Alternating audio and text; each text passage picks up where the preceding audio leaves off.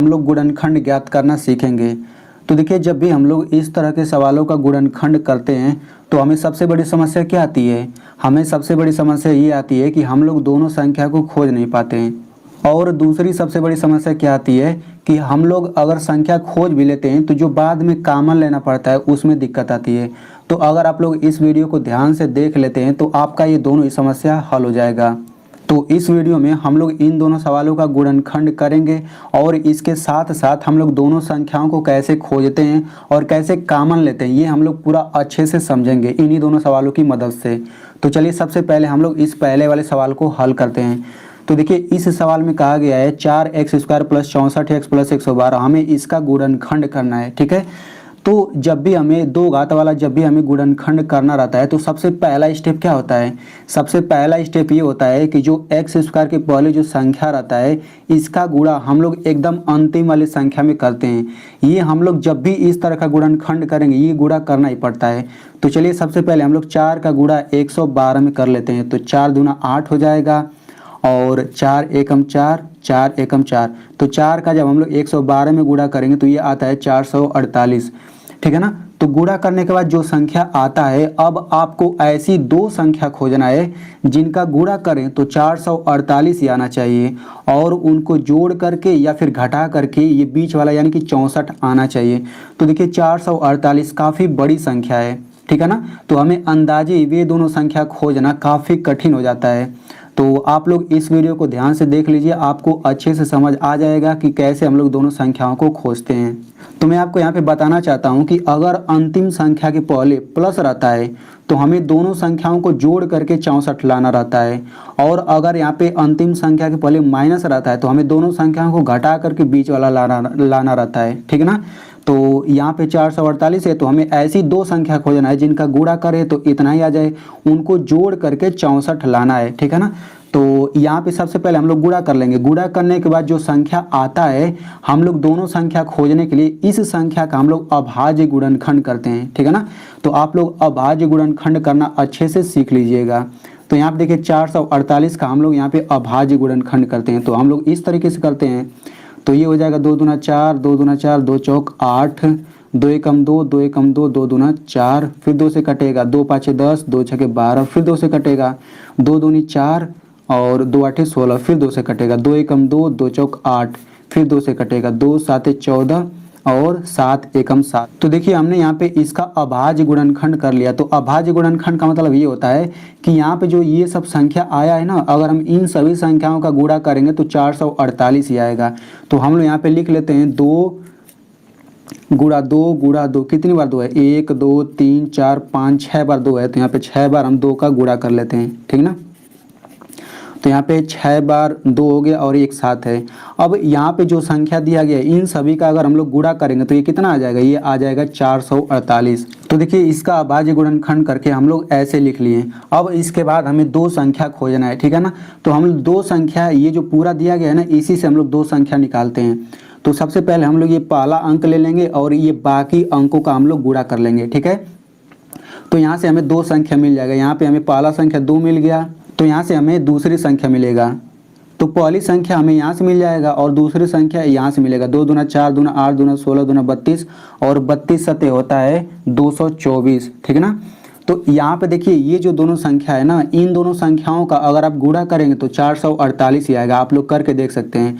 अब इनको जोड़ करके देख लेते हैं क्या 64 आता है। तो इनको जोड़ेंगे तो ये 226 आ जाएगा। ठीक ना। यानी कि जिन दोनों संख्याओं की हम खोज कर रहे हैं वे दोनों संख्या ये दोनों नहीं है। ठीक ना। तो इसके बाद हम क्या करेंगे, अब शुरू में हमने एक संख्या लिया था, अब हम लोग शुरू से दो संख्या लेंगे और बाकी सब इन सब संख्याओं का गुणा करेंगे। तो सबसे पहले इन दोनों संख्याओं का गुणा करेंगे तो 2 दूना 4 हो गया, फिर गुणा। अब इन सब का गुणा कर लेते हैं। तो 2 दूना 4 दूना 8 दूना 16, 16 साते 112। अब यहाँ पे देखिए, 4 और 112 इन दोनों का अगर आप लोग गुणा करेंगे तो ये 448 ही आता है। ठीक ना। आप लोग गुणा करके देख सकते हैं। अब इनको जोड़ करके देख लेते हैं कि क्या 64 आता है। तो इन दोनों को जोड़ेंगे तो 64 नहीं आएगा, यानी कि ये भी दोनों संख्या वो नहीं है जिसकी हम तलाश कर रहे हैं। अब इसके बाद हम क्या करेंगे, शुरू से 3 संख्या लेंगे और उसके बाद हम बाकी का संख्या लेंगे। तो जब हम शुरू से 3 संख्या लेंगे तो गुणा करते हैं। तो 2 दूना 4 दूना 8, पहला संख्या यहाँ से मिल जाएगा गुणा, दूसरा संख्या यहाँ से मिल जाएगा। 2 दूना 4 दूना 8 सते 56। अब देखिए 8 और 56 का गुणा करेंगे तो 448 आ जाएगा। अब इनको अगर आप जोड़ेंगे ना तो 64 आ जाएगा। इनको आप जोड़ करके देख सकते हैं, ठीक ना। देखिए 8 6 14 हो जाएगा और 5 1 6, देखिए 64 आ जा रहा है। यानी कि जिन दोनों संख्या की हम लोग खोज कर रहे थे वे दोनों संख्या क्या है, 8 और 56 है। अगर आप इन दोनों का गुणा करेंगे तो 448 आएगा, इनको जोड़ेंगे तो 64 आएगा। तो यहाँ पे हम लोग जोड़ करके ना 64 यहाँ पे हम दिखा देते हैं। यहाँ पे हम लोग लिख लेते हैं जब यहाँ पे 8 में आप 56 जोड़ेंगे तो ये आ जाता है 64, ठीक है ना। तो यहाँ पे देखिए इसमें x है तो हम लोग क्या करेंगे, इन सभी के बाद हम लोग x लगा देंगे। तो यहाँ से क्या हो जाएगा 8x प्लस 56x बराबर ये हो जाएगा 64x। हम लोग बस इसके बाद x लगा देंगे। तो यहाँ पे आप लोग देख सकते हैं कि यहाँ पर भी 64x है और यहाँ पर भी 64x है, लेकिन यहाँ पर का 64x इस पूरे के बराबर है। तो हम लोग क्या करेंगे, इस 64x को हटा देंगे और इसके जगह पे ये पूरा रखेंगे, क्योंकि ये पूरा इस पूरे के बराबर है तो हम रख सकते हैं। तो पहला ये हो जाएगा 4x² प्लस इसके जगह पे ये पूरा लिखेंगे 8x प्लस 56x, फिर प्लस ये हो जाएगा 112। यानी कि पहला पद वैसे ही रहेगा, लास्ट वाला पद वैसे ही रहेगा, केवल बीच के जगह पे हम ये दोनों लिख देंगे। अब देखिए यहाँ तक करने के बाद अब हमें क्या करना रहता है, हमें इस पहले पद और इस दूसरे पद में कॉमन लेना रहता है। तो अगर देखिए कॉमन लेने में दिक्कत होता है ना, तो हम लोग इसके बाद हम लोग क्या करेंगे, इसका विस्तार रूप करेंगे। तो देखिए जो मैं विधि बताने जा रहा हूँ वो थोड़ा लंबा होगा, लेकिन आपको जो है ना एकदम कन्फर्म है कि आप लोग आंसर ला लेंगे उस तरीके से। तो अब हम लोग यहाँ से डायरेक्टली कॉमन नहीं लेंगे, क्योंकि डायरेक्टली बहुत लोगों को कॉमन लेना नहीं आता। तो हम लोग यहाँ पे 1 पद 2 पद 3 पद 4 पद हो गया, तो हम लोग चारों पदों का विस्तार रूप लिखेंगे, ठीक है ना। तो अब ये विस्तार रूप क्या होता है चलिए हम लोग समझ लेते हैं। तो यहाँ पे ये पहला पद है, तो देखिए इसमें संख्या है, तो ये जो संख्या है ना इसका हम लोग अभाज्य गुणनखंड करेंगे। यानी कि इसमें जितनी भी संख्या है सभी का हम लोग अलग अलग अभाज्य गुणनखंड करेंगे। तो सबसे पहले 4 का हम लोग अभाज्य गुणनखंड करते हैं। तो यहाँ पे 4 लिख लेते हैं, तो ये हो जाएगा 2 दूना 4 2 एकम 2। यानी कि 4 को हम लोग 2 गुणा 2 लिख सकते हैं। तो यहाँ पे 4 के जगह पे लिख देते हैं 2 गुणा 2। अब यहाँ पे देखिए x पर 2 घात है, तो हम लोग क्या करेंगे, x का हम लोग 2 बार गुणा करेंगे, ठीक ना। x पर अगर 3 घात रहता है तो हम लोग यहाँ पे x का 3 बार गुणा करते हैं। तो देखिए ये पहला पद था, तो पहले पद का विस्तार रूप ये हो गया। अब प्लस है तो हम प्लस लगाएंगे। अब यहाँ पे 8x दूसरा पद है, तो इसका भी हम लोग क्या करेंगे, विस्तार रूप लिखेंगे। तो यहाँ पे संख्या 8 है ना, तो हम लोग 8 का अभाज्य गुणनखंड कर लेते हैं। तो यहाँ पे 8 लिख लेते हैं, तो ये हो जाएगा 2 चौक 8 2 दूना 4 2 एकम 2। तो यहाँ पे देखिए 8 की जगह हम क्या लिखेंगे, 2 गुणा 2 गुणे 2। तो इस 8 की जगह पे लिखेंगे 2 गुणा 2 गुणा 2। यहाँ पे x है तो हम क्या करेंगे, गुणा x कर देंगे, फिर प्लस है तो प्लस लिखिए। अब ऐसे यहाँ पे देखिए 56 गुणा x है, मतलब 56x है, तो हम 56 का अभाज्य गुणनखंड कर लेते हैं। तो यहाँ पे हम लिख लेते हैं 56, ठीक है ना। तो ये हो जाएगा 2 दूना 4 2 8 16, फिर 2 से काटेंगे 2 एकम 2। आपका बच्चा अगर खुद से मैथ्स प्रैक्टिस नहीं करेगा तो इस बार भी उसके नंबर इतने ही आएंगे। इसीलिए तो खरे मैथ्स ऐप 2 एकम 2 2 चौक 8, फिर 2 साते 14, फिर 7 एकम 7। यानी कि आप देख सकते हैं कि 56 की जगह पे हम इन सब का गुणा करके लिख सकते हैं। तो यहाँ पे ये हो जाएगा 2 गुणा 2 गुणा 2 गुणा 7 गुणा, यहाँ पे x है तो हम x भी लिखेंगे, फिर प्लस। अब 112 का ऐसे हम लोग अभाज्य गुणनखंड कर लेते हैं। तो यहाँ पे 112 लिख लेते हैं। तो ये हो जाएगा 2 पाँचे 10 2 छक्का 12 और 2 दूना 4 2 आठे 16 2 एकम 2 2 चौक 8 2 साते 14, फिर 7 एकम 7। अब यहाँ पे 112 की जगह पे क्या लिखेंगे, 2 का 1 2 3 4, 4 बार गुणा करेंगे, 2 का 1 2 3 4 और यहाँ पे एक 7 है, ठीक है ना। तो यहाँ पे आप देख सकते हैं कि ये पहला पद का विस्तार रूप ये हो गया, दूसरे पद का विस्तार रूप ये हो गया, तीसरे पद का विस्तार रूप ये हो गया और चौथे पद का विस्तार रूप ये हो गया।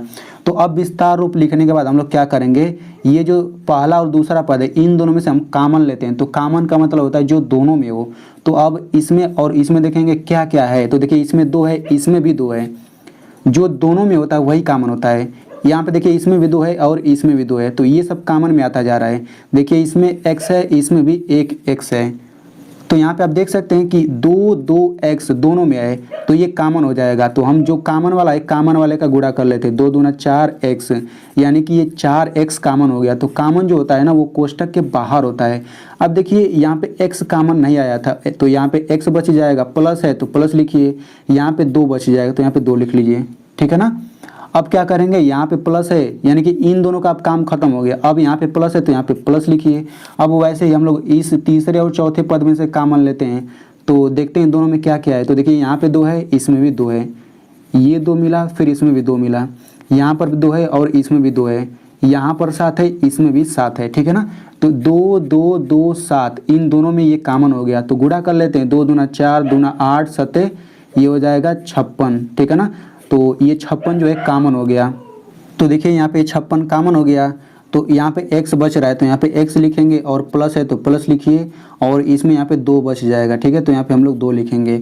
तो देखिए जब भी हम लोग कॉमन लेंगे ना, तो यहाँ पे कोष्टक में जो आता है यही वाला सेम यहाँ पर भी आना चाहिए। अगर ये वाला यहाँ पे नहीं आ रहा है, इसका मतलब आपने गलत कुछ किया है, ठीक है ना। तो इसके बाद हम लोग क्या करेंगे कि यहाँ पे ये जो कोष्टक वाला है, यहाँ पे एक कोष्टक में x+2 लिख लेंगे, और उसके बाद हम क्या करेंगे, यहाँ पे दूसरा कोष्टक लगाएंगे, फिर यहाँ पे ये लिखेंगे 4x, और यहाँ पे देखिए प्लस 56 है ना, तो हम यहाँ पे लिखेंगे प्लस और 56। तो इस तरीके से इसका गुणनखंड हो जाएगा, तो ये हो जाएगा आंसर। अब यहाँ पे देखिए आप सबसे पहले आप इसको भी लिख सकते हैं, यहाँ पे 4x लिखिए, प्लस 56 है तो हम यहाँ पे लिखेंगे प्लस 56, और फिर दूसरे कोष्टक में इसको लिख लीजिए, तो x+2। तो ये और ये दोनों ही सही है, ठीक है ना। तो आई होप आप लोगों को बहुत ही अच्छे से समझ आ गया होगा।